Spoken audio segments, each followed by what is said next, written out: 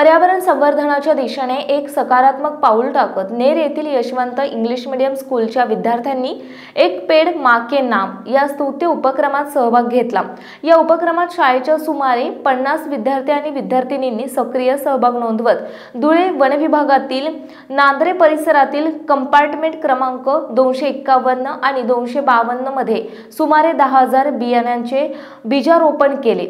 या अभियानात सुमारे 15 हेक्टर क्षेत्रावर बीजारोपण करण्यात आले असून यासाठी करंज, अमलतास, अंजन, बाभूळ, पळस, ग्लेशिरिया, बांबू, इंग्रजी चिंच, शिसू, खैर, कांचन अशा स्थानिक वातावरणाशी सुसंगत असलेल्या आणि प्रामुख्याने वनविभागात उगवणाऱ्या बियाणांची निवड करण्यात आली।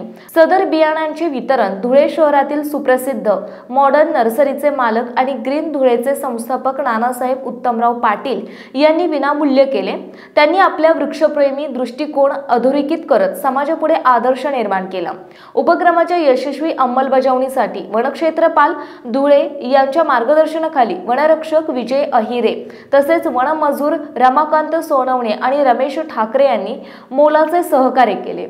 या उपक्रमादरम्यान विद्यार्थ्यांना वृक्ष लागवडीचे महत्त्व, विविध वृक्षांचे औषधी आणि पर्यावरणीय उपयोग तसेच वृक्ष म्हणजे पृथ्वी तलावरील जिवंत महाकाव्य अशी सखोल माहिती संस्थेचे अध्यक्ष माननीय नानासाहेब बन्सीलाल पगारे सर यांनी दिली।